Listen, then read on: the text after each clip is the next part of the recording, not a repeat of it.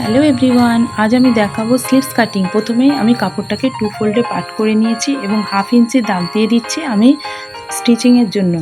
আমার বাইসেপস আছে 13, তো +1 করে আমার 14 করে নিলাম এবং আমি 7.5 নিলাম 7 ইঞ্চ। তো 7 ইঞ্চে মার্ক করে আমি মার্ক দিয়ে দিলাম। এবার আমি ওপর থেকে লাইন ড্র করে দিলাম। এবার আমার আর্মহোল আছে 15, তো 15-এর হাফ হচ্ছে 7.5। তো ওই কোনাকুনি ধরে যতটা মেজারমেন্ট টেপ যায় মার্ক করে নিলাম।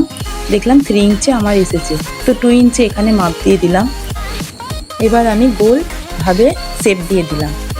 1.5 ইঞ্চ নিলাম আমি এক্সট্রা সেলাইয়ের জন্য।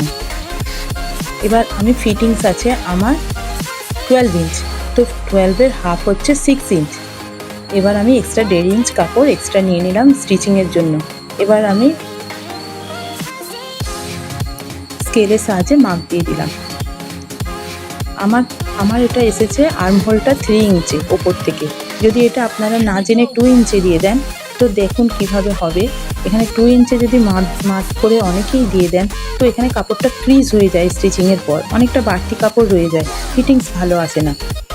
সেই জন্য আর্মহোল অনুযায়ী মার্ক দিতে হবে এবং বাইসেপ অনুযায়ী মার্ক করতে হবে। এটা আমি তালপাটির জন্য 1/2 ইঞ্চ নিচ থেকে বরাবর দাগ দিয়ে দিলাম। ব্যাস আমার কমপ্লিট স্লিভস